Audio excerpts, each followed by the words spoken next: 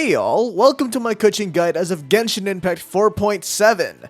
Keqing was the very first 5-star I got in Genshin Impact, almost coming up on 4 years ago.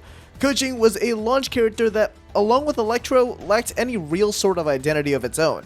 But with the release of Dendro, Electro, and more to the point, Keqing got massive buffs, being able to trigger the Quicken or Aggravate and Hyperbloom reactions that can both do really good damage. Well, anything was better than using physical or electrocharged. On top of that, she is extremely easy and flexible to both build and play since she has low cooldowns and her burst also has a low energy cost. So without further ado, let's get into this guide, starting with her talents. Keqing's normal attack talent is her main source of damage in her primary on-field attacker playstyle. I'll get into optimal combo strings later on, but the reason behind it being the biggest contributor to her damage is due to her elemental skill and first ascension passive, so let's get into those first. Keqing's elemental skill, Stellar Restoration, will make her throw out a lightning stiletto either in front of her if you press it, or wherever you angle it if you hold it instead. When it's on field, you can do one of two things. Pressing skill again will teleport Keqing to wherever the stiletto is, and have her do a slash that does electro damage, or you can use a charge attack to have it explode and deal AoE electro damage. Since this is a guide for how to make Keqing better, I'm going to be focusing on the teleport variant because it ties into one of her passives, and because physical Keqing is copium. If you recast Keqing's elemental skill when the lightning stiletto is on field, Keqing will get an electro infusion on her normal charged attacks for the next 5 seconds. One thing to note about this infusion is that it's the type that can be overwritten by other infusions from other characters, with examples being from Chang'en's skill or Bennett C6. With this information in mind, let's go back to her normal attack talent. So yes, this talent does the most for on-field Keqing because of the electro infusion. That being the case, the best string for damage is the N1C, one normal attack into a charged attack. Weird thing about it is that Keqing is the only sword wielder to date whose charged attack takes 25 points of stamina instead of the 20 of other sword characters. So if you find yourself not having enough stamina to stick to the N1C combo, you can switch it to the N4C, 4 normals into a charged attack. For Keqing though, even if I recommended those combos, she's so flexible you don't have to stick to them at all. Keqing's elemental burst is another big part of her overall damage. On cast, Keqing does an initial electro attack, then does a flurry rush of 8 more, finishing off with another big slash. This talent can deal a lot of damage, and it has even more value because of her 4th ascension passive. Keqing's A4 passive gives her a 15% increase to both her crit rate and energy recharge for 8 seconds after she casts her burst. This means that the buff is given to her immediately after you click her burst, so in reality, you get 5 seconds to use her other abilities with this buff on her. An extremely nice passive that makes her easier to build as well as keeping her burst up on cooldown more often. So that's what her talents do. Knowing that, which one should you prioritize your talent books on? Actually, before that, there is one massive thing you'll want to do before maxing out her talents. That is to get her to level 90.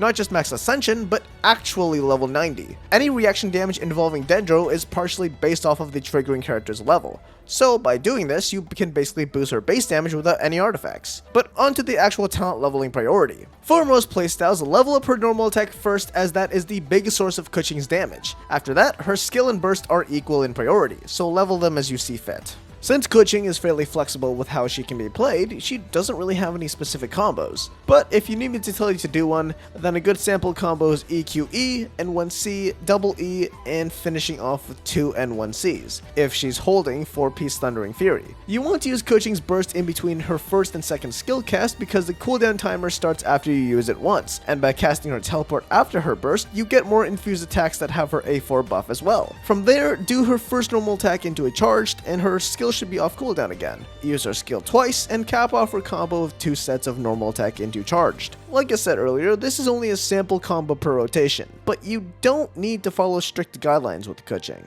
With talents done and dusted, let's get into how to build her to be the lightning fast DPS she really is. When it comes to artifact sets, Keqing has a few good options. Starting off is her preferred set for most situations, the 4-piece set of Thundering Fury. It gives electro damage bonus on the 2-piece effect, along with a buff to electro-related reaction damage, which includes all of them, but most importantly for her, Hyperbloom and Aggravate damage. On top of that, when you trigger those reactions with her, her elemental skill cooldown goes down by 1 second, up to once every 0.8 seconds. So, not only is your base electro damage getting a bonus, so is your reaction damage, as well as her skill damage because it's on shorter cooldowns. This can also help you save some stamina by spamming her skill more often, and because of that too, you are generating more particles at the same time as well. All this makes it the best artifact set for Keqing. While it may be her best set, it isn't the only one. An alternative is the 4-piece of Thunder Soother, which is the companion set to Thundering Fury if you want to farm the domain for it. This is basically strictly meant for Aggravate teams since enemies have to have Electro on them for this set to even be good. The last 4-piece set I'll touch on is the 4-piece of Gilded Dreams. While it can be good with its raw stat buffs, it falls behind the other two. Still, if you have a spare set of this lying around, Keqing will appreciate it nonetheless. Lastly, you can run any mix of electro damage bonus, attack percent, or EM sets in the meantime while going for one of those 3 4-piece sets. After you've chosen what you want on Keqing, what stats are good for her? Let's start with the main stats. On her sands, Keqing will prefer either an attack percent or EM one, whichever one has better substats as they will tend to perform about the same as the other. Although if you choose to equip her with the 4-piece of Gilded Dreams, attack sands will be slightly better because of all the free EM you already get with the set bonuses. For the goblet, Keqing wants electro damage bonus. Pretty self-explanatory, she does electro damage, so buffing it will be the way to go. Lastly, for her circlet, Keqing wants crit percent, whichever one you need more of. In terms of what substats you want on Keqing, they follow suit with her preferred main stats. First, she will want crit percent, as that will be the best stat to boost her damage. Next is a tie between attack percent or EM, as both are equally as good to have as the other. I won't get into ER requirements since Keqing doesn't really need a whole lot of it to burst every rotation since hers only costs 40 energy, and the burst itself gives her 15% free ER after casting it thanks to her own A4 passive. Now that you've got artifacts for her, let's talk about weapons and which ones would be good for Keqing. Keqing's got a wide range of weapons that are good for her, maybe even a bit too wide of a range, so I'll only be sticking with some of the more notable ones. Starting at the cheapest is one of the first craftable weapons, the Iron Sting. Iron Sting gives EM and an all damage buff when the wielder uses elemental attacks. Not much else to say except that it's a great starting weapon for Keqing overall. Next up is the free weapon given to you after beating Kazuha's story quest, Kago Tsurube Ishin. Hitting an enemy with a normal charged or plunging attack once every 8 seconds deals a small hit of physical damage and buffs the wielder's attack by 15%. It's an extremely mid weapon, and I'm only mentioning it in the case that you literally have nothing else, since Iron Sting would still be better. Next is the Tokubo Shigure, a free weapon that was given out for an event in version 3.3. Gives the same EM secondary stat as Iron Sting with an effect that makes a single enemy take more damage for 10 seconds every 15 seconds. Can be really good for that single enemy, but against more than one, it falls off pretty hard and you're better off using another weapon. Last weapon for this category is the Harbinger of Dawn R5. I say R5 specifically because it's a 3-star weapon that you can get from wishes. It gives a hefty amount of crit stats that, even with its lower base attack, can come out on top of the weapons I mentioned before. Only caveat to this weapon is that you may want to run a shielder to keep its passive active. Moving on to the 4-star gacha or paid weapons. First, Lion's Roar. With the attack percent secondary stat and a passive to deal more damage to enemies affected by Electro, it's a fantastic weapon for Keqing since the passive is basically up all the time in Aggravate teams. Next are the Battle Pass weapons. Both are really good for Keqing, but if you had to choose one to pick up, Wolfang definitely takes the lead.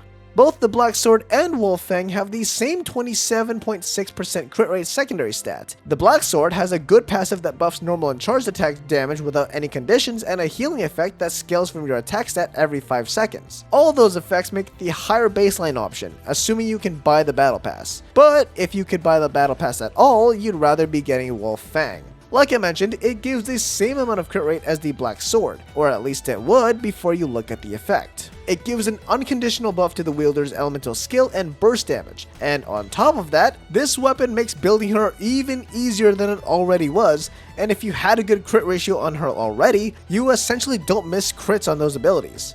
So yeah, if you're deciding between those two weapons for Keqing, 100% get Wolfang. Let's go through her good 5-star options. Starting off the category is the Summit Shaper. If you have this and a good enough shielder, this can be a pretty good weapon for Keqing. The passive basically stacks itself with how fast Keqing's burst hits. Up next is the Freedom Sworn. What seems like a support weapon at first can turn out to be pretty good on Keqing, because all the effects of the weapon are easy to trigger and help her damage. Let's do a quick lightning round of most of the crit swords. Light of Foliar Incision, Uraku Misugiri, and Splendor of Tranquil Waters all give the huge 88.2% crit damage secondary stat, and buff some portion of Keqing's damage, but don't have complete coverage. Still, if you have one of those but not the character's force said signatures, then they are decently good on Keqing. Next up is the Haranga Pakufutsu. Haran gives a 33% crit rate secondary stat with an effect that buffs normal attack damage after your allies have used their elemental skills. Can be better if you want to spam more normal attacks than charged, but still really good even if you want to keep the usual combo. Nearing the end is the Primordial Jade Cutter, a high 44% crit rate secondary stat, more than Haran, with an unconditional attack buff based on the wielder's max HP. Don't build HP for this weapon, just take it as a nice buff where your HP rolls would have been a waste otherwise. I'll put this next one here as an honorable mention since the math on it isn't entirely concrete. Absolution, Cloran's signature weapon. At the time of me writing this video, the weapon hasn't been released yet, so I can't say how good it is for sure. However, it has 674 base attack and a 44.1% crit damage secondary stat with another unconditional 20% in the passive. All of which sounds really good even though Keqing can't use the Bond of Life part of the passive. Once more testing is done, I'll post a pinned comment on exactly how good it is compared to the other 5-star options. Anyways, the best has been saved for last, the Mist Splitter Reforged. A lot of stats overall. 674 base attack, 44.1 crit damage, some elemental damage bonus, and more stacking on top of it when the wielder hits an elemental normal attack, caster burst, or has less than max energy, up to 40% more elemental damage bonus with max stacks at R1. All making this the best weapon for Keqing since she doesn't have to go out of her way to trigger any of those conditions for that massive buff. Those are good weapon choices for Keqing. Now, since she's a permanent banner 5-star and all, you're bound to get constellations for her eventually. So let's go through those and see what they do for her. Keqing C1 is such a small damage upgrade that it hardly even counts. If you use the teleport variant of her skill, Keqing will deal 50% of her attack as AoE electro damage at her original position and where she teleported to. It is possible to hit the same enemy with both, but you'd need to be standing right in front of them for that to happen. Her C2 isn't much better. Up to once every 5 seconds, when Keqing hits an enemy affected by Electro with either a normal or charged attack, there is a 50% chance she will generate an elemental particle. Mostly useless for Keqing herself, but if you have energy hungry characters on the same team, could be an alright constellation. C3 and 5 give 3 talent levels to her burst and skill respectively. Small but nice damage bump. Keqing C4 is probably her biggest constellation, although by what we've already gone through, that's not exactly hard to do.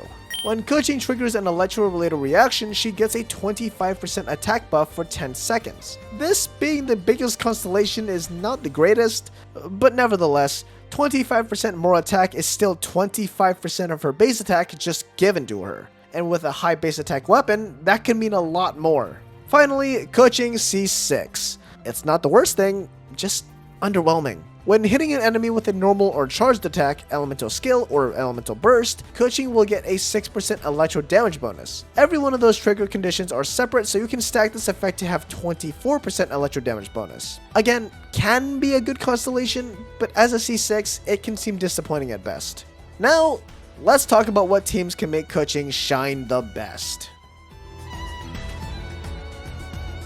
Even though most of Keqing's good teams will feature Dendro in some capacity, the team structure itself is pretty flexible, so let's go through your best options. First, Quicken or Aggravate.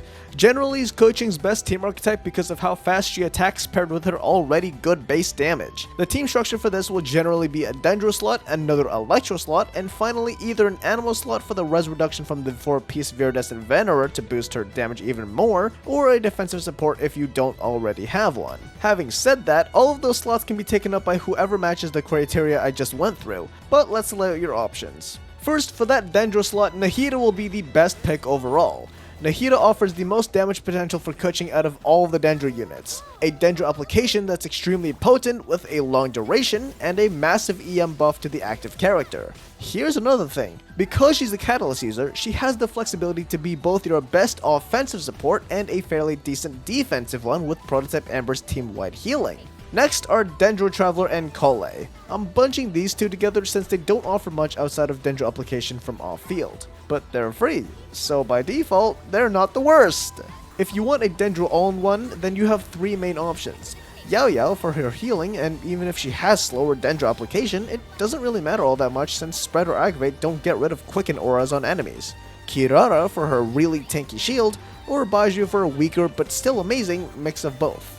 In the Electro slot, you have four main options: Fischl, Beidou, and Yaimiko for their fantastic off-field damage, or Kuki Shinobu if you want to use this slot for defensive support. Fischl becomes especially better at C6 since Oz can fire off coordinated attacks with your active character along with her A4 passive, which lets Oz fire off even more attacks when you trigger electro-related reactions. For that last slot, good animal VV supports are Kazuha for his elemental damage bonus, Sucrose for the boost in elemental mastery alongside her ability to hold the thrown tails of Dragon Slayers for the big attack buff, or Jean/Sayu, who don't quite offer the same offensive buffs as the other two, but they've got healing for sustainability. You can have one of those animal characters or Zhongli. What else needs to be said about Zhongli? He's got the tankiest shield in the game to date, universal res shred with his shield, and can trigger the tenacity of the Millilith 4-piece effect for a tankiest shield and consistent attack buffs. Another team archetype you can use is Quickbloom. Quickbloom is a sort of unofficial in-between of Quicken and Hyperbloom that you can get with a Hydro applicator that isn't super fast. That way, you can trigger both Aggravate and Hyperbloom with the same team. Building Keqing on more EM for this archetype is preferred. Having explained that, your team structure will have a Dendro character, a Hydro character, and a free slot for whatever you prefer. The Dendro options remain the same as before with Nahida, DMC, Kole, Yao, Baiju, and Kirara. Moving on to the Hydro character, you'll have a few amazing options. First up is Xingqiu. There can be problems with using Xingqiu here if you aren't using Nahida as your Dendro applicator. Don't get me wrong, Xingqiu is fantastic for this role, but maybe a little too good. His Hydro application can get to be too overbearing for most Dendro applicators to keep up, in which case you'd just be triggering Hyperbloom instead of Quickbloom, which can lead to losing damage if Keqing has too little EM. That said, he can be really good if you are using Nahida with him to offset the application. Second Hydro option is Yelan. Yelan might be slightly better than Xingqiu without Nahida since while she does have extremely good Hydro application, it's not stealing the show like Xingqiu's is, making her better for Quickbloom teams. On top of that, Yelan gives a damage bonus for the on-field character during her burst. Really nice buff for Keqing's damage. Last in the Hydro slot is Furina. Furina is an amazing pick for Quickbloom since she has a lower rate of Hydro application, so Keqing can land a lot more Aggravates. The other part of why she's good is for her Fanfare's damage bonus. Keep in mind if you are choosing to use Furina, then you will need a healer to go along with her, with Baiju or Yao being preferred. For the free slot, this can be another Electro character or Zhongli. Shinobu can make for a great Quickbloom unit because of her slower Electro application that gets those Hyperblooms when Keqing can't, and her healing is a nice bonus to have. Next are Fischl and Beidou, where either one is an amazing source of off-field damage. Keep in mind, Beidou will barely trigger any Hyperblooms because her Chain Lightning doesn't target Dendro cores, which means Keqing will still be the trigger. Let's cap off this guide. While at release, Keqing could be seen as underwhelming or just plain weak, with the introduction of Dendro, this helped make her a really good option as an Aggravate DPS or excellent Quickbloom trigger that's in the permanent pool of characters. For more details, check out the KeqingMains Guides linked in the description below. Leave a like if you found this guide helpful. Thanks for watching, and I hope to see you back for another video. See ya.